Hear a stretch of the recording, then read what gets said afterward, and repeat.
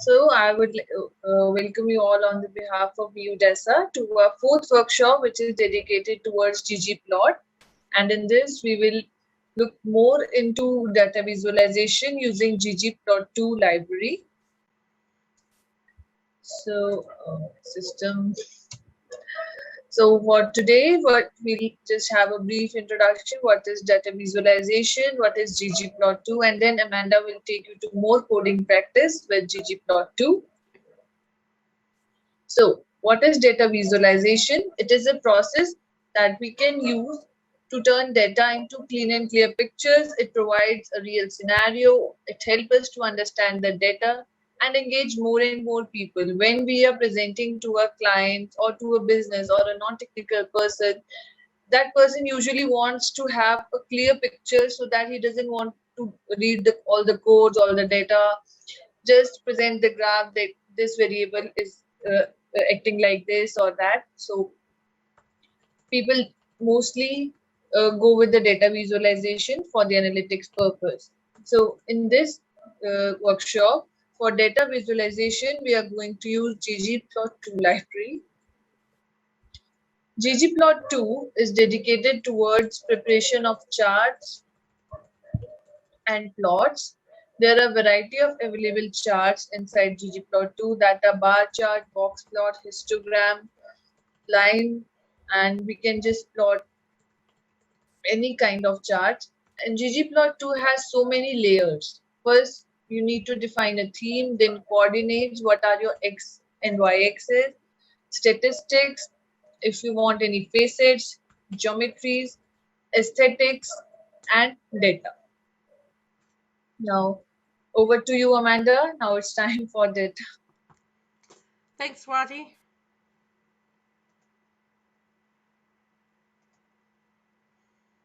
Okay. All right. So I'm assuming that you can see my Zoom meeting here now. Right, here we go. Okay. Do you know, I'm actually really excited about this workshop because ggplot2 is the one package that really got me excited about R, about the power and the variety of data of visualization, and the simplicity in which we can use to create very effective graphs and charts to be able to answer the questions. And so while now ggplot2 is a part of the tidyverse library of packages, and while we use the tidyverse components to analyze and clean our data, mutate and transform, select and filter, ggplot2 is actually we use the graphs to be able to present our findings in a really meaningful way. And so I'm really excited about this one. So we're going to start at the very beginning because there is a very particular syntax on how you actually build up the grammar of build up the charts, and it's based on the grammar of graphics. Now, the grammar of graphics focuses on layers. So what we're looking at doing is when we're building up our charts, we start at the bottom. So we start with the data layer, and that's the variables that we that need to be plotted. So that is the outcome of all of our tidyverse cleaning and data wrangling. And then we work up to the aesthetics. So where in the space do we actually plot the data? And so this is where we talk about our scales, and our X and Y, our Z axis, and what sort of are we plotting? Well, how many variables are we plotting? The geometries are about the shapes, which we'll look at. Facets are another layer over and above um, the shapes and the data. It's about a way of arranging and separating out the data into subsets to uh, to show the different groupings and the patterns within the groupings. Then we can look at statistics, coordinates, and the theme. Now, sometimes a theme is a little bit difficult to understand, but it's essentially um, the, well, it says here, all of the non-data ink. But when you look at it, you go, what? But that's all about, things like backgrounds, um, uh, labels, scales, as in like the text scale. And so we're going to play around with all of this stuff today, and we're going to get a foundation in what we're going to do. And then next week, we're going to look at the variety and range of the graphs and charts that are available, and maybe even some animations about, with ggAnimate, and look at some of the additional packages that actually have been created to work in with ggplot2 to be able to enhance your data sets and your graphs. Now, uh, what I want to do, because this is the creative component, I want you guys to actually think about and ask the questions over the course of the week. I want you to have a play around with some of these charts and things, and even have like a show and tell. Have a presentation next week. Just show us what your plot is and show us what your chart is, and let's get a bit excited about what we're doing, because actually wrangling data and then getting to an answer and then coming out with a plot, that's a really cool thing. So I'll invite you to actually, to play around with this, and either send us some examples through our Gmail account during the week, so then we can include in our show and tell for next week. Um, or even if you've got any questions about, how do I actually work with this, then we can look at that. But today, I just want to focus on the basics and actually getting that syntax correct, and then we'll work through that process. So we're not going to focus on too much data wrangling today. So we're going to use some really clean data sets that are actually inbuilt into the system. And I will look at a couple of other sort of like question and answer type things next week if we have time as well. So we can look at things like about importing data sets and that sort of stuff. Okay, so what are we going to do? And of course, if everyone remembers, we need to load our libraries. Sorry, we need to load our library by using the correct function library. And so we're going to use tidyverse and ggplot2. Ooh, that's not good.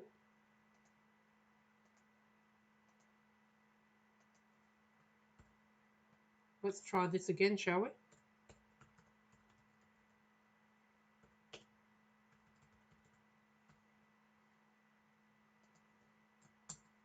And of course, as always, if you need to ask any questions, drop a question in the chat, or just call out and interrupt us, and we'll try and answer it. And because the idea is that everyone gets to understand and learn what this process is all about. Let's move myself down there. Okay. Now, one of the questions that we've had earlier today is about, how do we know what is available to us? And one of the things that I've always questioned about is the actual, what are the data sets that are actually inbuilt in here? This is crazy.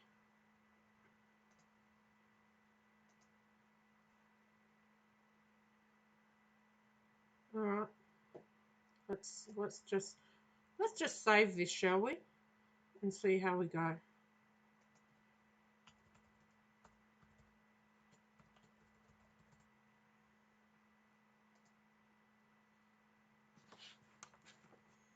Okay. I really hope I'm not sort of typing everything. We'll run the libraries again. They work.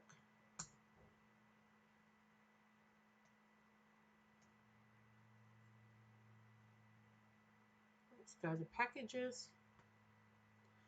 We always think about we've got deployer there. Now, these are all the packages that are available,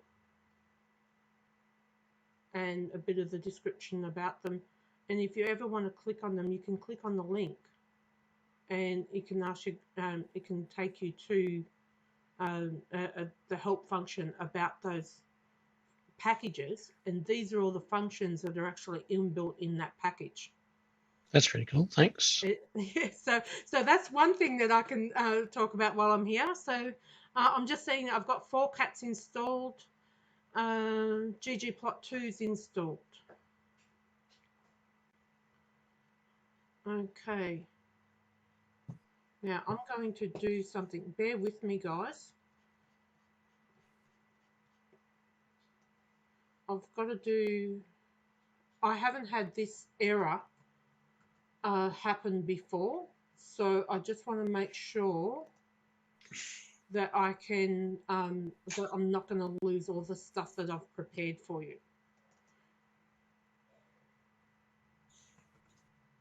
I'm going to work in a different format, and I think I've had quite a bit of trouble with R today.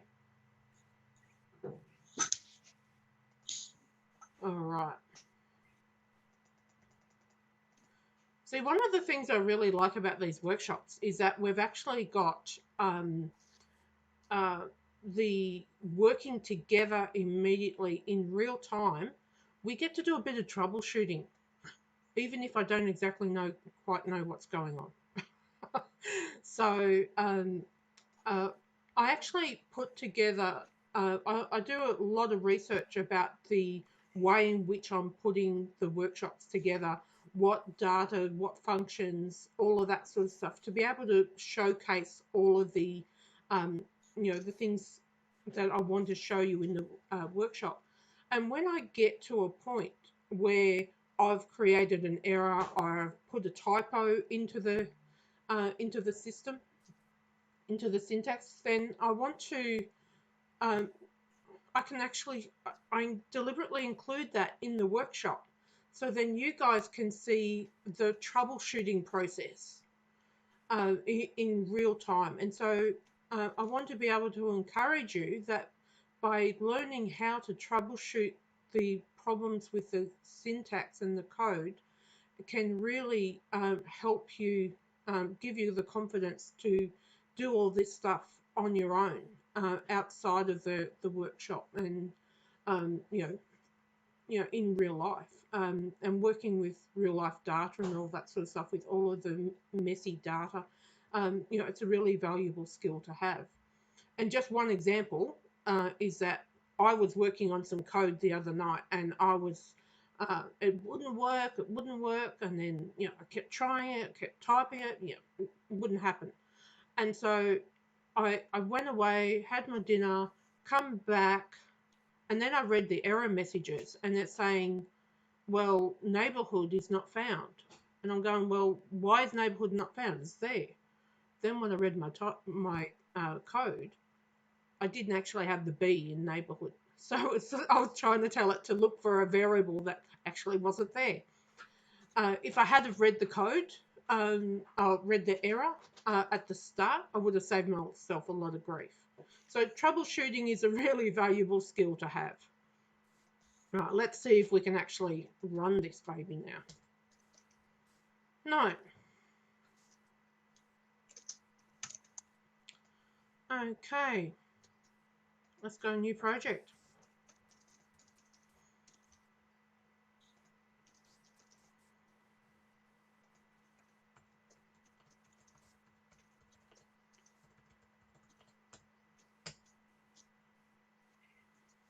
We'll try this before I abort everything.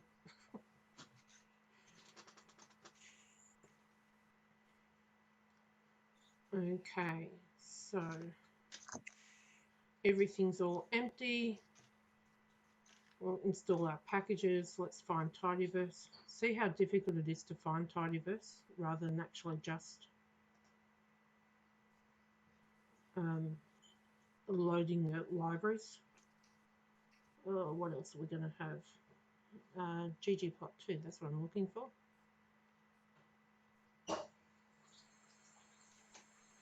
And help if I could spell.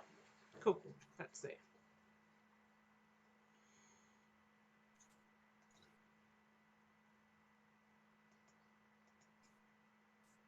Okay, let's try this, shall we?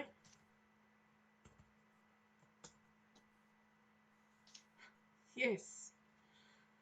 Okay, so sometimes things just go awry in the background and you just need to restart. So what I did here, we load our libraries, which I did the cheats way, or the quick way. And so now what I've done is actually looked at the data package. And so just by typing in data in the brackets, you get to see all of the data sets and a little bit of a summary of them as to what's actually already inbuilt in R and in the ggplot2 area. So data sets in dplyr, data sets in forcats, and data sets in stringer and tidyr. And our Star Wars data set is in here, and we're going to use this one here, MPG, today, and there's our Star Wars one. So there's quite a lot of different data in there for you to play with if you actually want to just practice your ggplot2 skills rather than, the data wrangling as well. All right. Okay. Now, the main difference, and this is the last thing that I'm going to say before we get into the code. The main difference between Tidyverse, data wrangling, and ggplot2 is the syntax. The Tidyverse focuses on using the pipe. So it's getting the large data set and piping it and filtering it down to actually answer the question. When you get to your result and the group of the data sets that you've got, then ggplot2 comes in and then actually uses the plus sign to build up the layers. So we're filtering down to get to our answer, and then we're building up our graph. I was actually watching a YouTube video by Hadley Wickham the other night, and he likes the pipe function because that means it's the same syntax across all of those Tidyverse packages. But then he gets to ggplot2 and there's the plus symbol. But I like that syntax because it means that we're in a different stage of the analysis and we're building up something for the presentation. So what we're going to do is get into coding. We've waited long enough. All right, so what we're going to do, and here is the basic format. So ggplot, data. So we need to specify the data frame. Data equals Star Wars. Then remember in that layer image, we have to specify the aesthetics. So AES, and we are going to do the height and mass of the characters in the Star Wars dataset. Now, we are also going to plus, not pipe, plus geom point.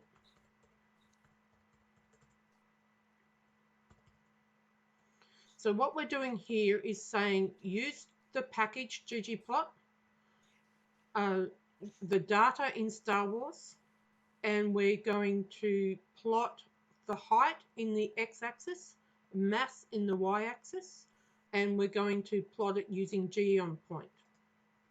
And Control Enter to run that.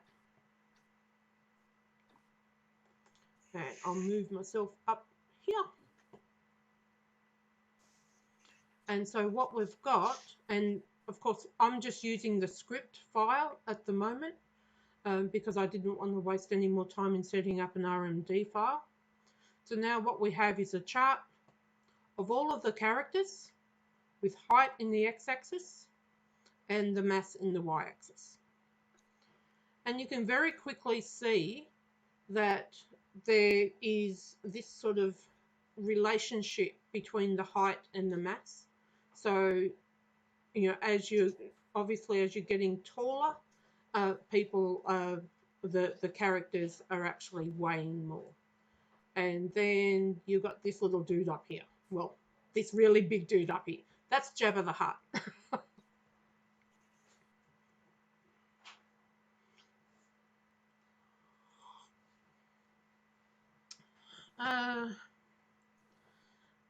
Sammy, I hope you don't mind me just calling you Sammy. With the practice data set, it is inbuilt within the R packages.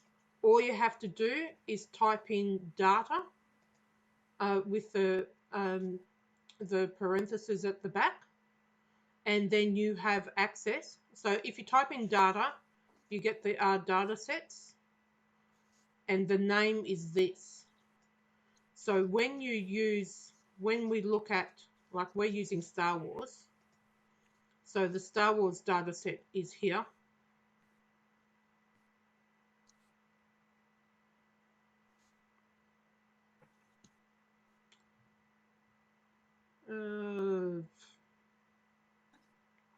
Here it is. So that's the name of the data set. And so we can actually do view Star Wars.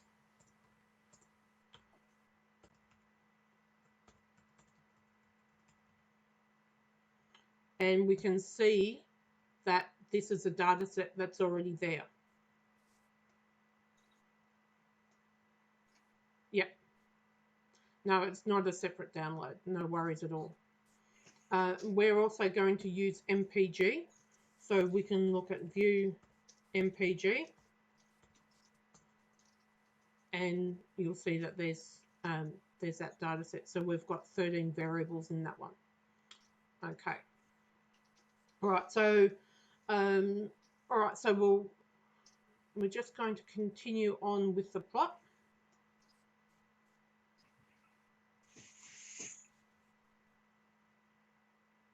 Okay.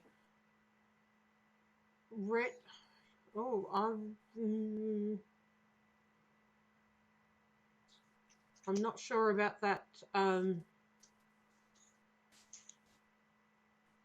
Yeah, I'm not entirely sure about that. It looked like it's a, do you know what that is? That is the, sorry guys, we've just got an error message that's been sent to me directly. That is based on a plot that was created in an intro to R session. So it's just saying that you can't open up the file because the file's not there, because you need to run the code again for that particular session. So yeah, don't worry about that. You should be able to do that directly. And can I just request also that if you're going to send messages in the chat, just send them to everyone, or if you want to send them directly to Swati, because she's fantastic in being able to do some of the troubleshooting as well, and then we're able to cover off some of the issues really quickly. But also, if you're having trouble, then other people may also be having trouble. So that's why I'm sort of monitoring the chat while we're going as well. So sorry about the interruptions and the disconnectedness, I suppose. But keep your questions coming in for sure.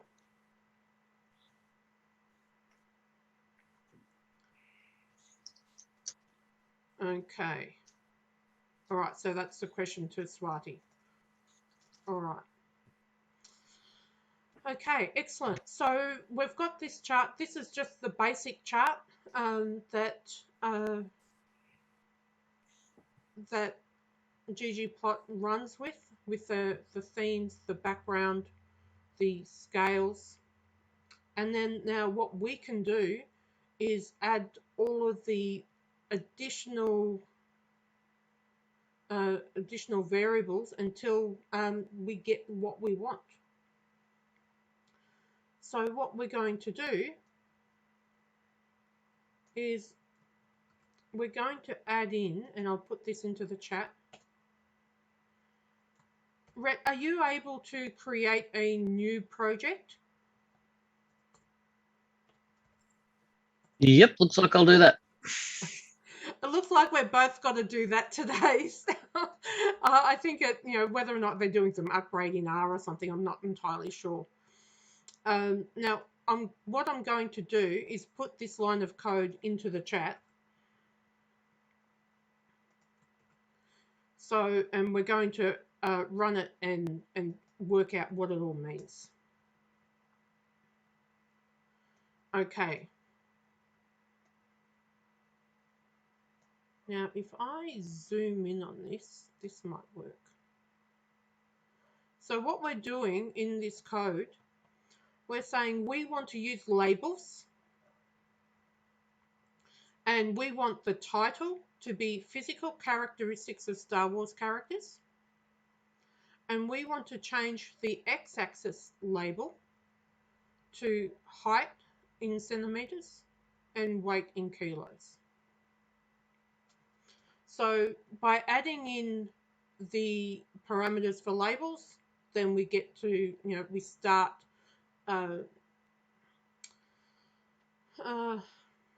modifying our chart to actually suit what we want and actually display and communicate the information to our audience.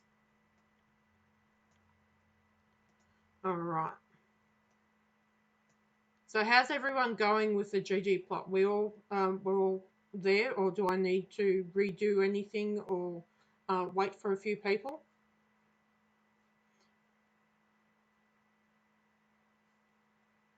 Did I actually send that code? No, there we go.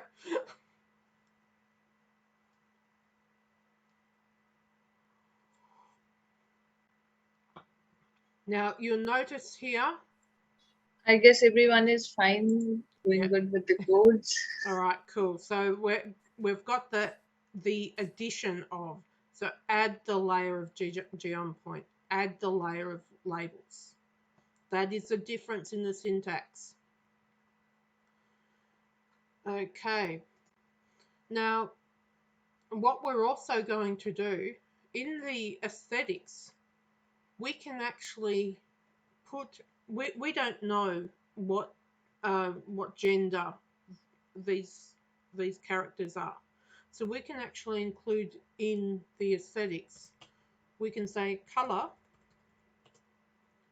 equals gender. So we've got our data is Star Wars, aesthetics is height, mass, and color equals gender. So now what we're going to do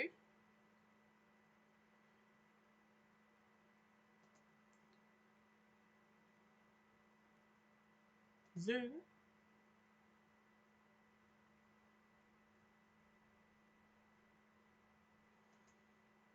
It really doesn't want to play ball today, does it?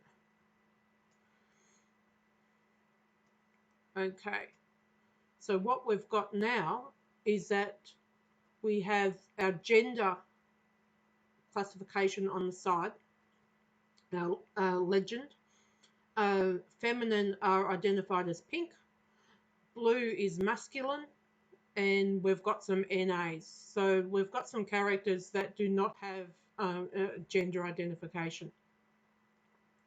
When you're doing your data analysis and your data wrangling, this is actually a really good way to be able to identify if there's any missing variables in your data set. We also get warning messages up here to say, how many rows have been removed because of the missing values. So, we can actually work through our data to be able to filter and remove them. All right.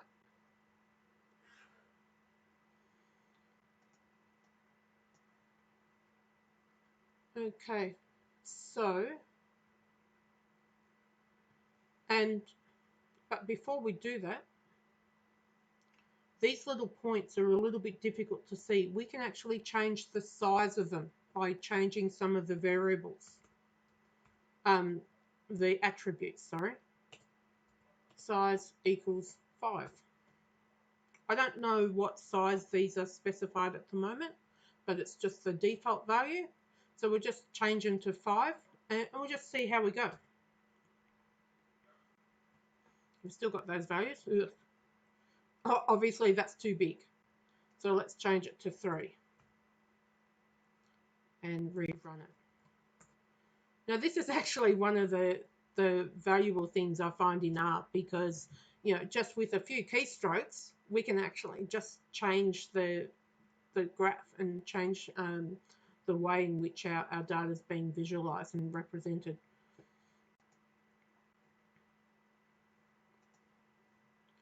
Okay. Now what we're going to do is get rid of some of these missing values. Because ggplot is a part of the tidyverse, it works really well with all of the tidyverse functions. So in here, we are now going to do something different. I want to show you something. So we'll add in, we're just working with the same data. Now what I'm going to do is I'm going to go to Star Wars. I'm going to pipe it. And then we're going to go filter and get rid of all of these NAs. Filter is not is NA height.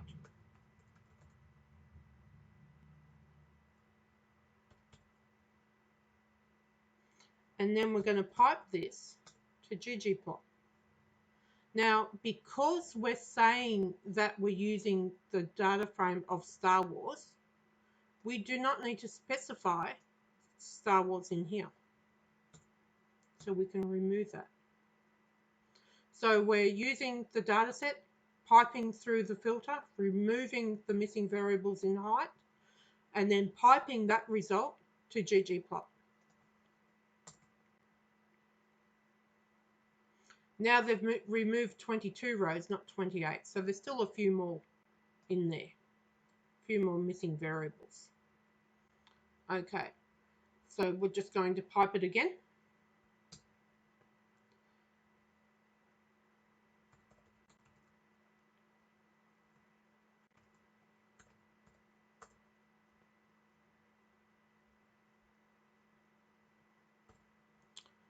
Gender.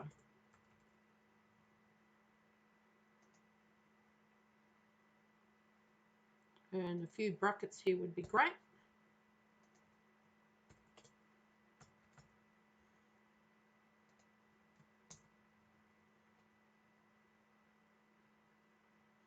So now by removing the height and the gender, we've now removed the NAs from the plot as well, and from the legend.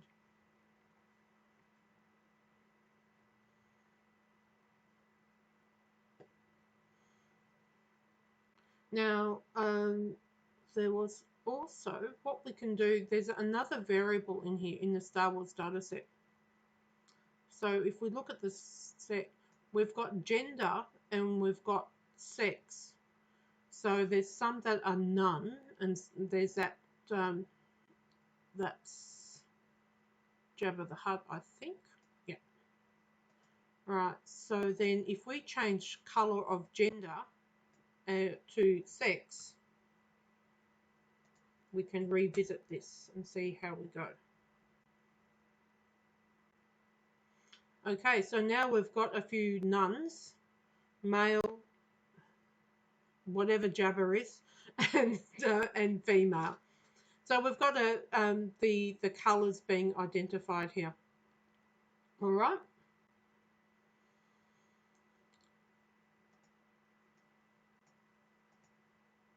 Now let's just add in a facet wrap. So just within the middle of this, or we can go to the end. Yeah, it's too messy there. I'm just going to go here. Now a facet wrap is actually about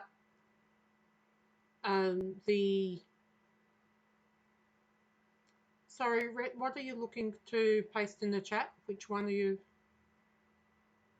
Is that? I'm just troubleshooting my studio, so I haven't typed any of that in. It would be fantastic if I could have a copy of that. There you go. Thank you. Okay, I should have done it after I put in the next line. Okay, so facet wrap is about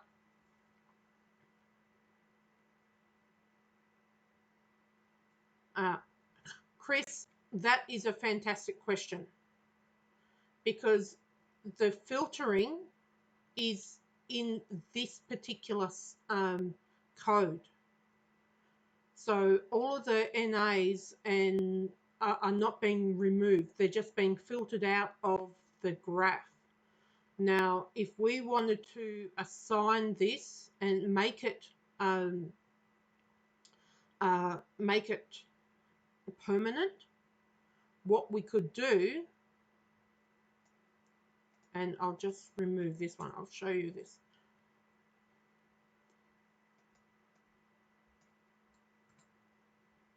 Just go down here, get rid of this one, move that one, and assign this.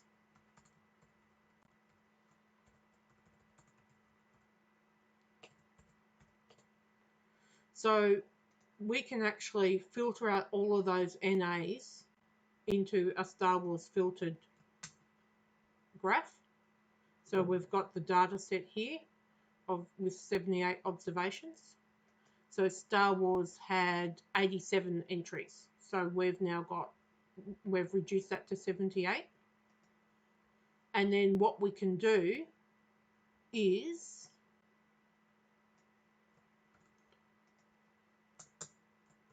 we can plot Star Wars filtered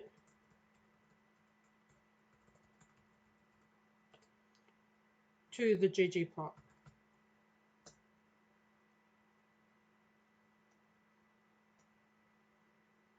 And we can run that.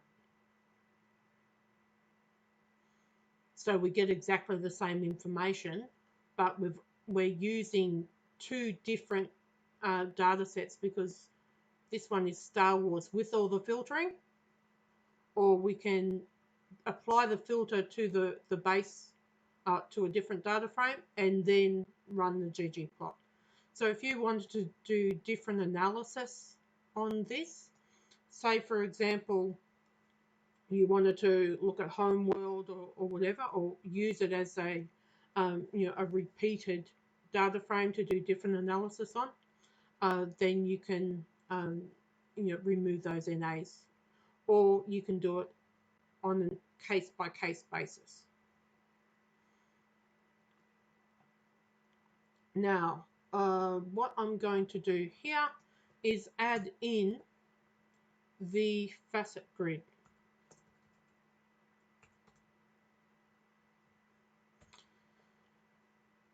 Now,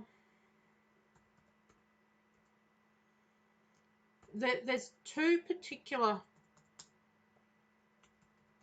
there's two particular facet wraps. There's a function called facet wrap and a function called facet grid. But I haven't been able to work out what the differences are. There's something in the background of R that is a difference, but I've been able to get similar type of functions and similar graphs with both of them. So now what I'm going to do here is I'm going to say gender and tilde. So I'm going to facet wrap gender across all of them. Now we've got the gender was the male and female. So I probably color equals sex, facet wrap gender. I've got my pluses in there. Let's see what happens.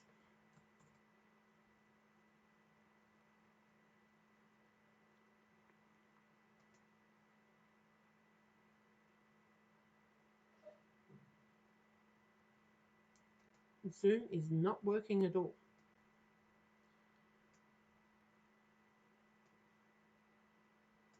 Okay, so what we've done now is if we look at our previous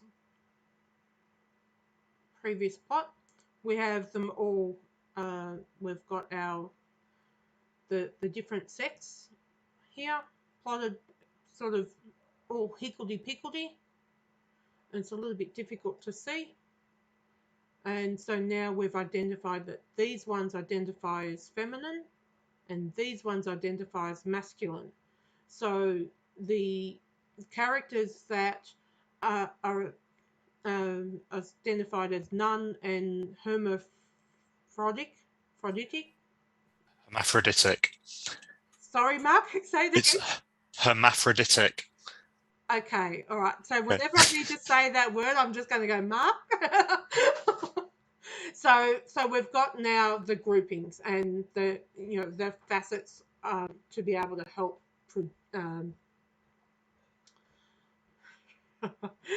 Chris is jumping ahead.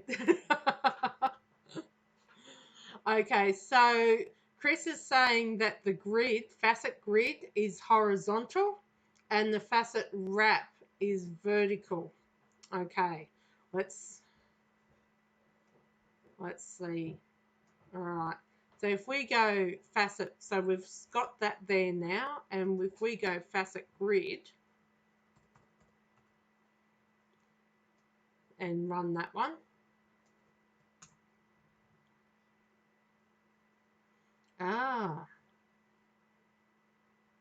okay, I see the difference now. Excellent. So we've got the grid is horizontal, wrap is vertical.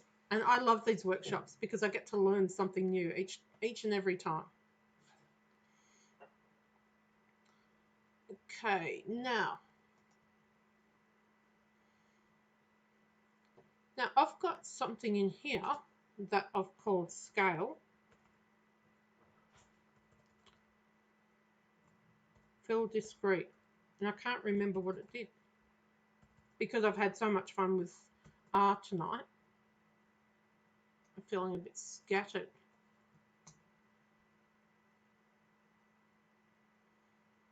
No, nothing changed.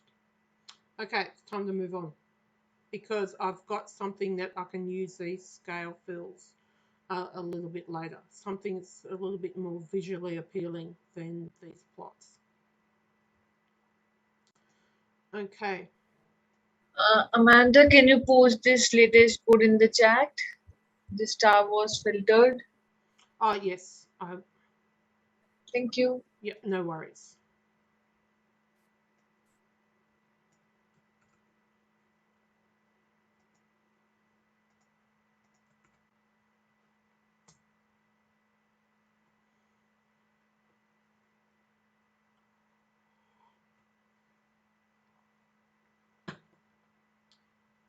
Okay, so let's move on because we'll find out about that scale fill very shortly. So I'm going to use a different data set now. I'm going to use MPG, which is all about cars.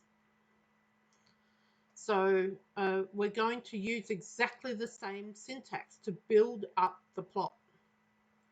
So we'll start with ggplot,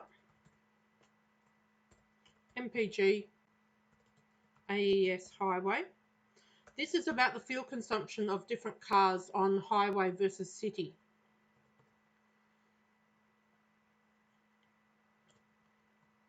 Plus geom histogram. So the different types of plots, whether it's a scatter plot, a line plot, a bar plot, or a histogram, are called the geoms. And so we need to tell R or tell ggplot how we want the plots to be presented. So what we're doing here with the histogram is we're actually having a count of all of the different cars that have got a fuel consumption on the highway. So if we look at MPG, so there's all of these different cars, and with the highway, so with the fuel consumption, we're looking at, goes up to about 44, I'm assuming it's miles per gallon, which is why it's called MPG. So then we've got the, oh great, thanks Mark. Yeah, so we've got the histogram there that gives us the count. Now we can also do this. Let's see how quick you are, Mark.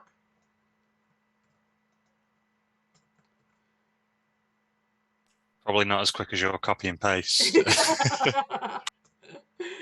All right, so we'll put it on a level playing field here. Frequency polygram. Yeah, you're probably a quicker typer than me. I messed that up. I've got to stop talking. Frequency poly. So we get the line chart there. How's that?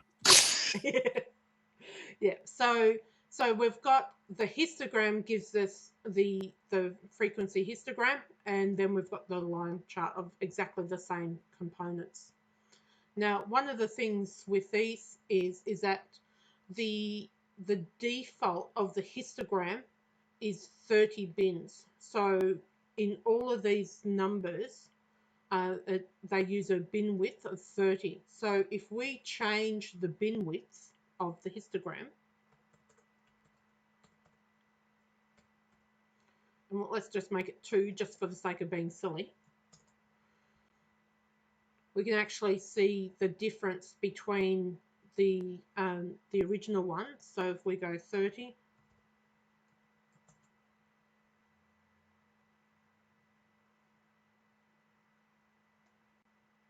did I mess that up?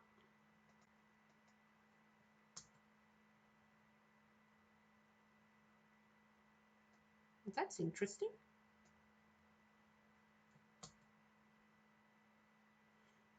So let's make that 2 again.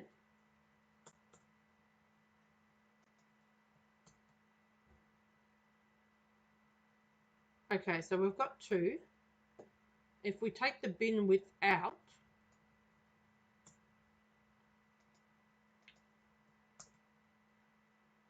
you can see the difference between the 2 plots and how the bin width works. So you can pick and choose the bin width to actually set what data that you want to see, because sometimes with the frequency histograms, having a really big bin width means that you just don't get to see the unique variations within the data set.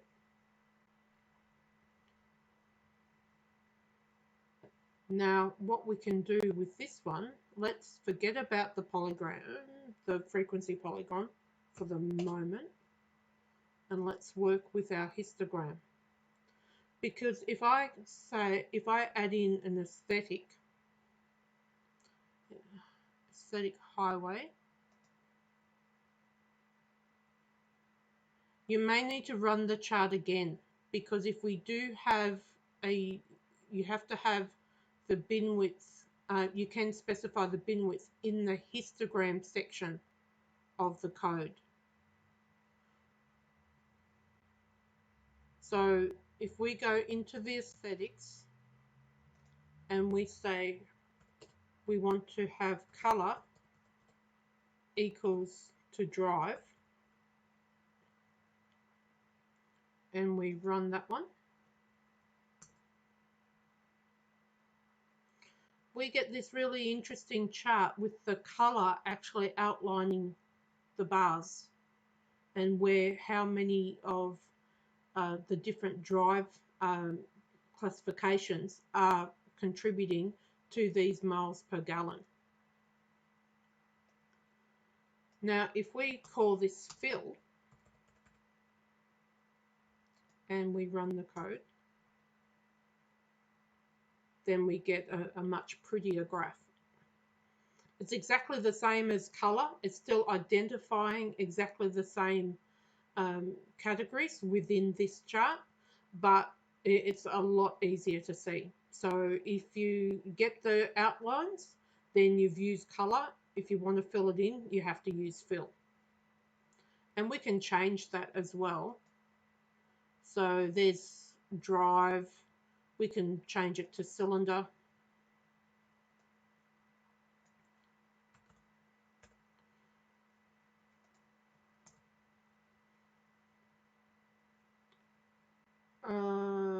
Fill equals cylinder.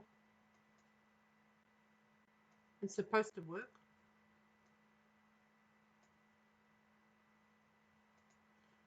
And I'm not going to spend too much time on this because my R is just really playing up tonight. So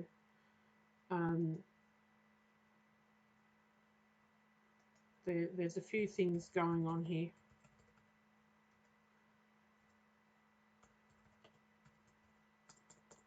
Workshop 4.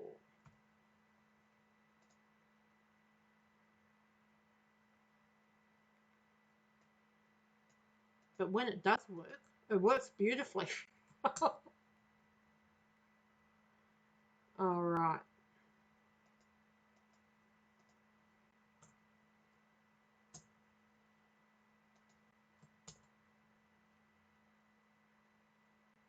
Fortunately for me, this similar thing happened to the best of us. Julia Silgi actually got eliminated from the switch, the slice competition for machine learning because her R crashed in the middle of her competition. Okay. Now,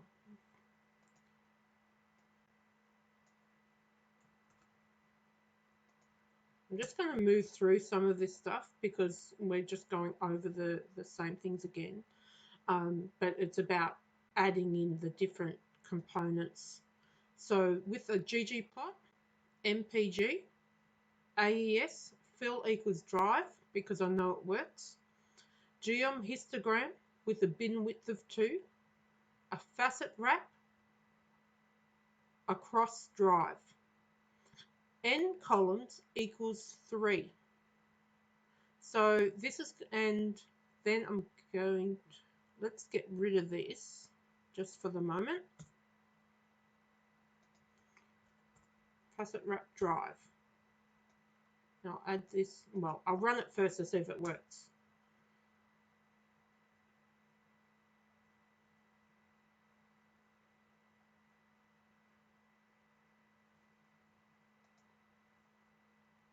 Hello?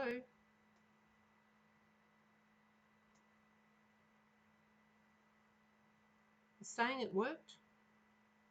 There we go. Took a bit of time. All right, so what's happening here is that we're presenting with the facet wraps that the drivetrains, the miles per gallon, so here's for his F and his R. I'm assuming that's, I don't know, forward and reverse. I'm not sure. We can look at the data dictionary to understand what these variables mean. But for the purposes of ggplot, we don't actually need to know right now. But let's see what happens when we add in n column equals 3.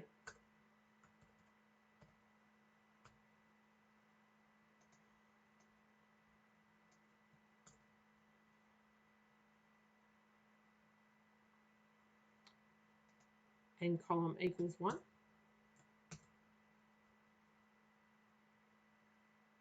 You can actually change the way in which the facet wrap is presented. So we can have it as 3 columns going, having the data presented in 3 columns, or in 1 column, or in 5 columns, or in 7 columns. And then with, remember on the ggplot, the layers, it's on my different, it's on the old RStudio, with the layers of the grammar of graphics. The very top one was a theme. And so what I'm going to do here is I'm going to put in theme classic, but see all of these different themes that we can choose within ggplot. And there are other types of other packages that have other themes as well, theme maps and things that you can add to your plots. And this is where the creative component comes in. So by just changing the theme means that we can change the way the background and the way the graph is presented. So we're actually building up all of the different layers using the Amanda, sorry to interrupt you again. Yeah, that's Can you okay. please share this latest code in the chat? I'm so glad you reminded me. No worries. All right. So we've changed our bin width. We've selected our highway. Oh, Joanne, that is the $64 million question. The theme that that you need to look at and work with is what is best represents your data. Some data actually works really well on the background, you know, very modern. Some data, depending on your audience, you know, it may actually need to be very classic, very black and white, a type professional type presentation. So this is that creative component where you pick and choose what themes that you have and what you like. Now, a similar situation, this theme that I've got here is applicable to only this code. So if I run this code again,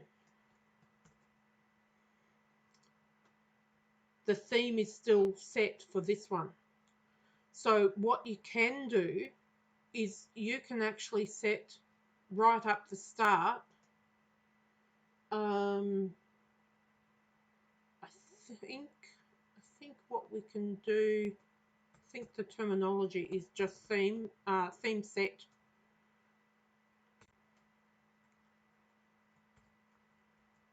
Theme set. Classic. Let's just go with that one.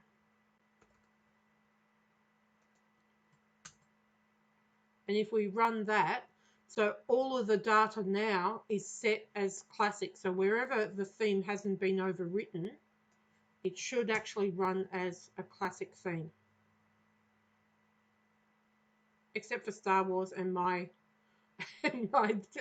just not working properly today.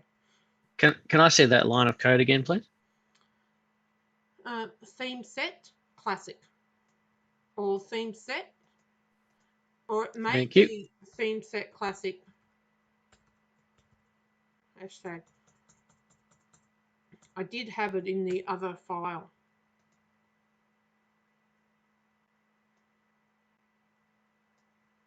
Could not find function that one, so can't find theme set classic, but it can go theme set. Now if we go into help, theme set, So this is about getting, setting, and modifying the active theme. So we can go theme set and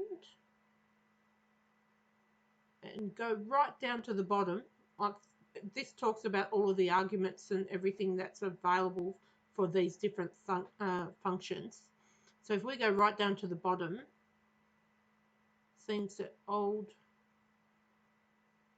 So use theme set to completely override the current theme. And so there's a lot of different examples to be able to use to change the themes and change other things. Let's see what theme set old is.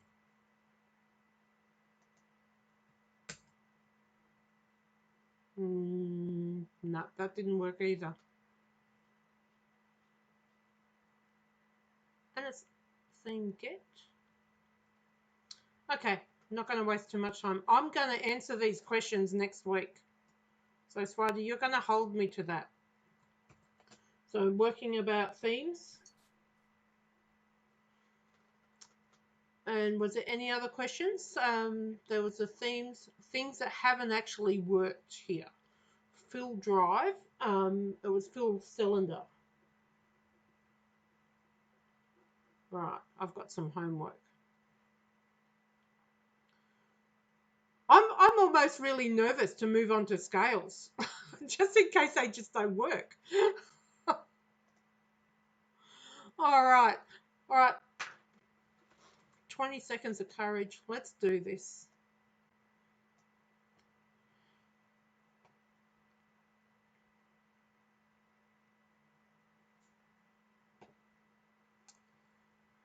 Okay. And I'm just, because we're in the last sort of 20 minutes or so, we'll just run through this. So I'm going to plot on a geom point the displacement on the X and city on the Y. So with MPG, we have a column here for displacement. So this is the displacement of the cylinders within each of the cars and models. And then we have the miles per gallon for city driving. So rather than just using the histogram where we've got the counts, I'm going to actually map an X value and a Y value. And we're going to use a scatter plot to see this. So we're using MPG, we're piping it to ggplot. The aesthetics is displacement against the city, miles per gallon, and the geom point size is 3.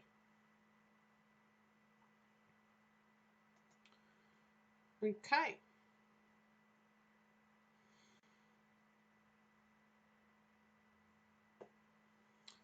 Here's something that's really cool. If this is going to be our foundation plot that we want to manipulate, we can assign it to a variable. So we don't actually need to keep retyping this.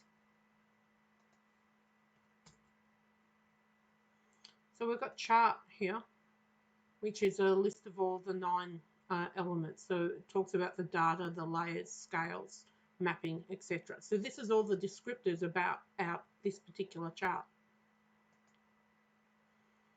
So then what we can do is we can say, and this is also really cool, we can go chart plus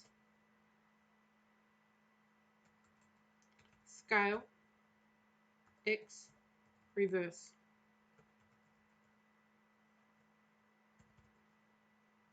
So on our x-axis, we go from smallest to largest.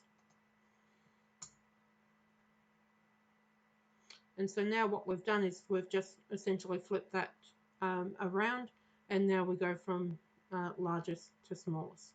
we didn't even have to worry about, filtering our data, descending, decreasing, arranging, all of that sort of stuff. And this is one of the great things about ggplot and how it actually interfaces with what, with the tidyverse and what sort of things that you actually want to present. Now, I'm just going to skim something. So, from the skim package, you guys may remember the skimmer package.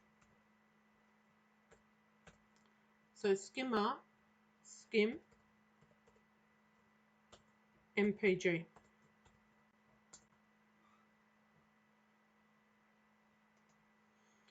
There's a reason why there's no package called, see, a typo.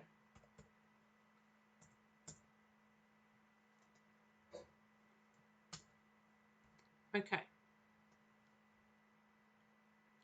From the skimmer package, we find that for city driving, for city miles per gallon, the mean is 16.9. Now, the reason why I wanted to know that is because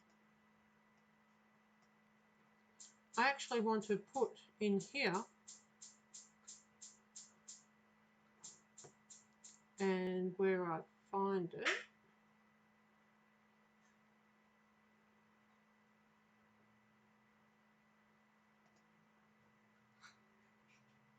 I'm going to just go back to my chart.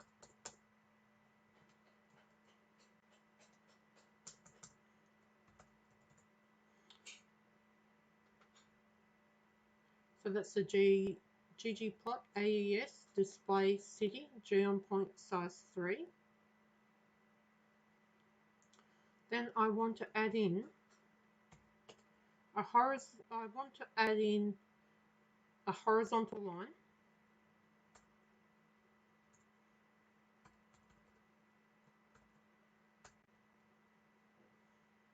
And we can pick up H line from here.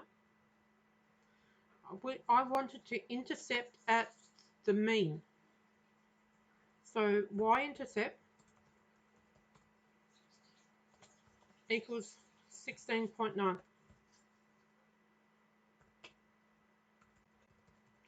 Color equals orange.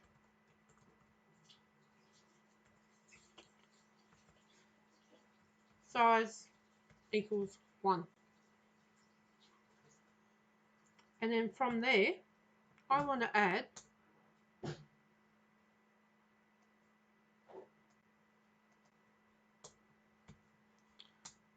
theme light.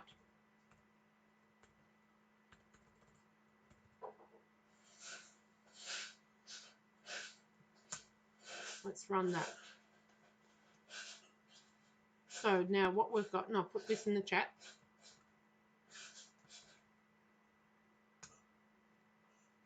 So what we've done now, it's gone back to our original chart. We have changed the theme and we've put in the horizontal line indicating the mean of the miles per gallon in city driving. Now, while I used H line for the horizontal line, you can also put in V line for a vertical line, or you can use AB line. Now, an AB line means that you can put a line on the chart anywhere, a straight line, as long as you use the formula for a straight line. So you have to add in all of the different variables for that formula. Pardon me, and you can play around with that one to suit your chart. Now, what I want to do to add to this one, I'm just going to show you. If you wanted to add another intercept, like a second line, just duplicate the GMH line. again. So you have 16.9 and say at 25 or something. So you can just add in multiple lines, or you can add in, because you're adding in multiple layers, or you can change the 16.9 to whatever variable that you wanted to look at or highlight in your data. That's a great question, Imran. So, right, so I'm going to go back to my original format, because while we had the chart here with the AES displacement and city, I actually wanted to put in a classification there of class. So I want to see what colors there are. So I want to use my intercept and evaluate what's actually going on with the size and class of the cars. So now you can see that we have all of these different types of cars and their fuel consumption rates in the city based on the size of the pistons or the displacement of the pistons. So the SUVs, they're getting, it's quite low mileage, even though it's quite big. Thank you, I forgot. So we can actually see the different cars here. So that's quite low, miles per gallon. So there's only 15 miles per gallon for these SUVs. They're all below the mean, and the subcompact ones are above the mean. So it's actually a really easy way to visualize what's going on. Lines 54 to this last one, sorry. I thought that was what was in the chat. So, done. Cool. Now, something else that's really cool here is that while I'm looking at this, I actually want to purchase a car, but I want something that is really good fuel mileage. So I want to look at something above this line. I know that the mean is 16.9, so I actually want to limit.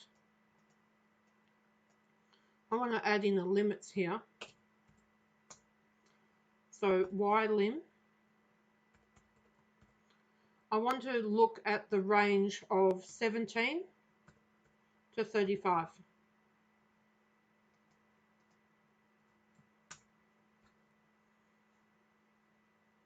Now this is giving us a warning message because they've actually removed the rows. And this is something that you need to understand with this Y lim. This is actually cutting out the data from this graph. So so we're actually now, it's almost like it's filtered it to that point. So it's removing the values from this particular chart. So we're now only looking at these types of cars that are in this section that we wanted to look at. If you wanted to keep the data, because at the moment this has filtered it all out, and if you go through and change something, so say for example we change from city and we change to highway and we leave all this in, we're still only, it's already filtered out all of those other values, and so it's you're not getting your full data set. You've got to be really careful about using Y lim or X lim. So we'll go back to city.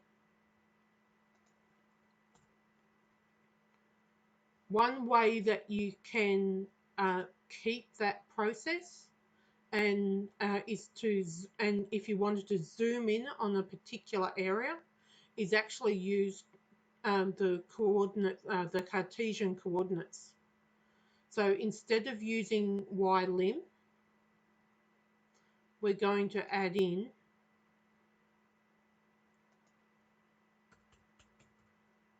coord Cartesian.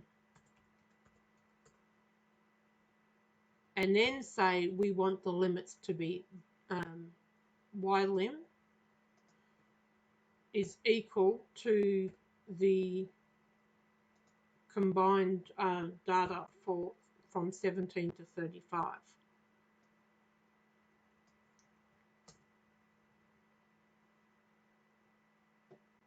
And so you can see here that it's actually kept the original ggplot and all of the parameters. You can see the residual data points here. So it's only just zooming in on that point. So if we zoom out again, you've still got that same data set.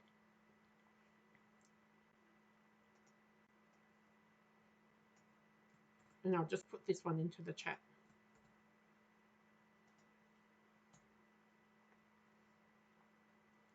Okay, so is there any questions about that ylim and coord Cartesian or any of the horizontal lines?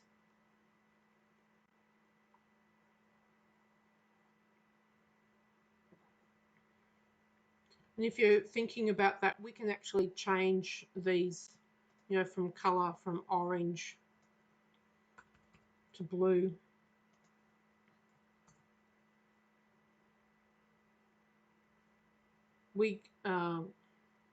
Let's just get rid of that one there.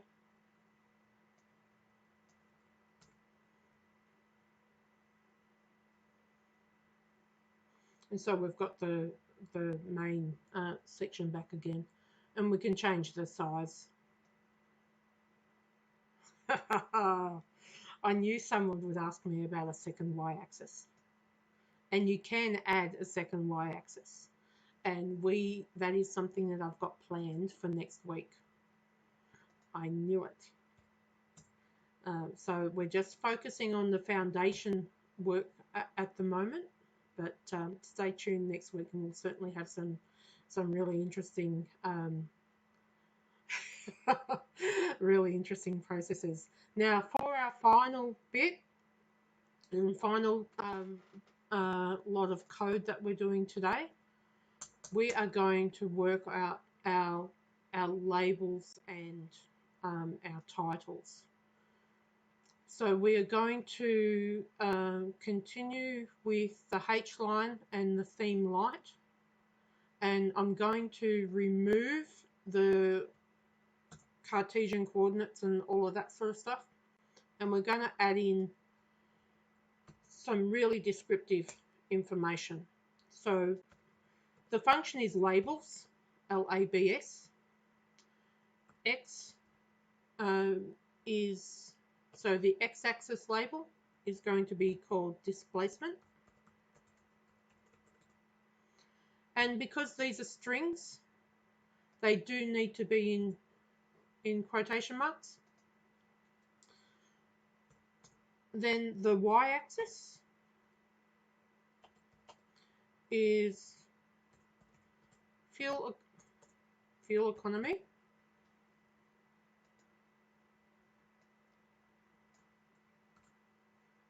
Because I prepared it earlier, I can just copy and paste. That's what I get, the reward I get for the work I prepare. So then we're also going to add in a title equals fuel economy, and make sure that we've got that. So the title is fuel economy.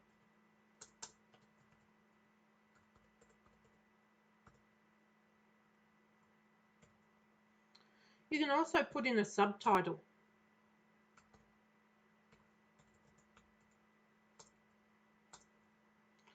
If you can type.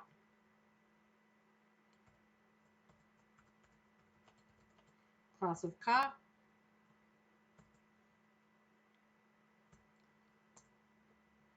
And one of the things I do like about this, and a lot of when we're doing our research and reports and all that, we do need to actually provide a source of where we get our charts and graphs and data sets from. So we can actually include a caption.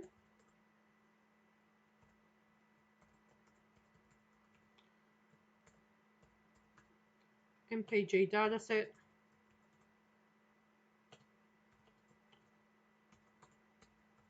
RStudio. Now, of course, I am not using any formal referencing process. That's just something I've made up as to show you guys what we're going to do and how this presents. So if we run that, now I'm highlighting all of this because sometimes when you keep adding more and more lines, sometimes R gets a little bit unstable, and because it's already unstable tonight, I don't want to run any chances. But because this is technically just one line of code, just with a little bit of formatting, you should just be able to run it as a normal line. But I'm just highlighting it. You don't need to highlight it like that all the time. So I'll just run this one.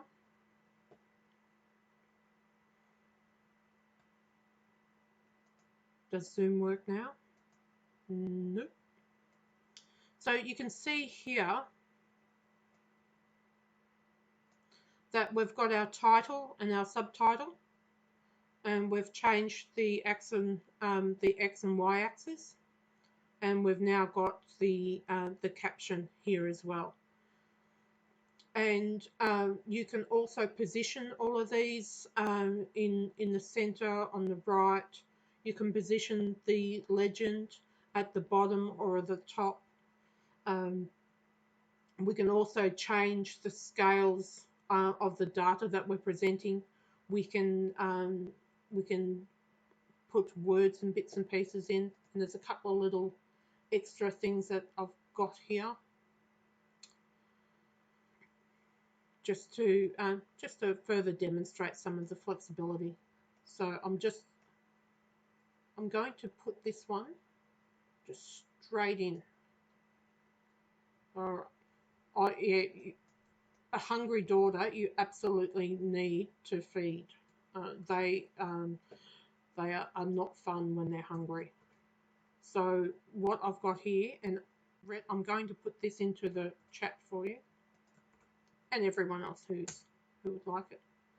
I'm going to run this one because what I wanted to do is actually demonstrate that this is the histogram, and with this code we've been able to say with the code, with the stat bin line here actually allows us to add in the numbers of each of the counts for each of the line items. I just found this really useful, especially when you've got a skewed data set, to actually see how many observations that you've got. Thanks, Rhett. How many observations that you have in the tail. So it's quite useful. And by adding in a fill equals blue, we were able to change the color of the bars. And by using color equals black, I was able to actually outline them to make it look a little bit more visually appealing. So if I take that out,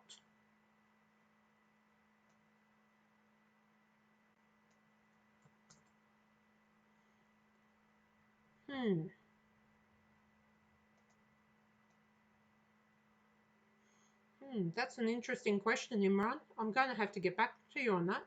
I've actually, I think that would be really add to the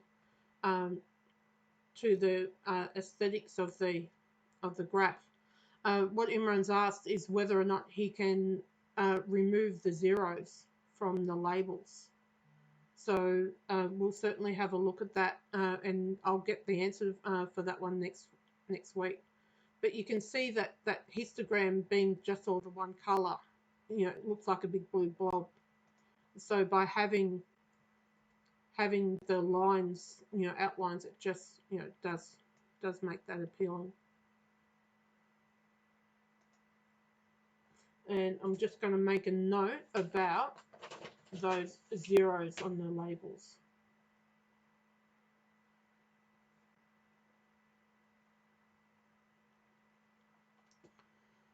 Okay, now, all right.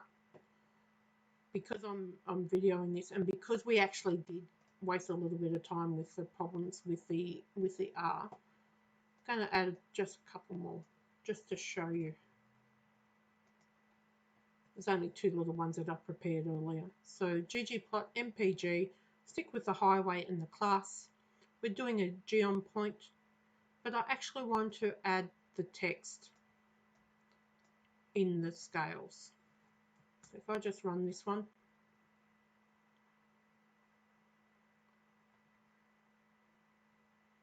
it was supposed to be quick.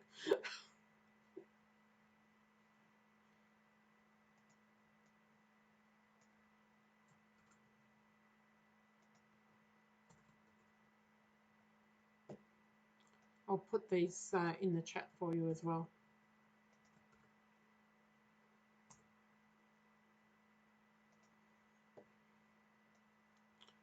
Okay, is that running? Yeah, here we go. So what this chart has done is said that we're going to add at the for x equals 5, at the x equals 5 line, we're going to add in the label 1 to 7, and we're going to add in the text with the labels coming from the column names 1 to 7. So, so you can see here that we've now changed the format of our graph, and we're grouping them by the different categories or classes of the cars. So if the scatter plot with the color coding and all that doesn't quite work for you, this is another option that you can do. And we're, with this second one, I've just removed the x equals 5 because I thought it just made the chart look a little bit messy, because it sort of skewed the x-intercept. So we can see now that we've got, you know, a nice even distribution across the x-axis. So we've got all of our classes here, and so we can see the miles per gallon on the highway, and you know, we can add in all of the additional labels and titles, and we can also, you know, color this one and add in shapes and sizes and things, you know, and the themes to be able to modify this to suit what we how we want to present our data, and to suit the report that we're presenting. So I hope that you've really learnt something, got a really good strong foundation in ggplot about the structure of the grammar of graphics, the data, the aesthetics, the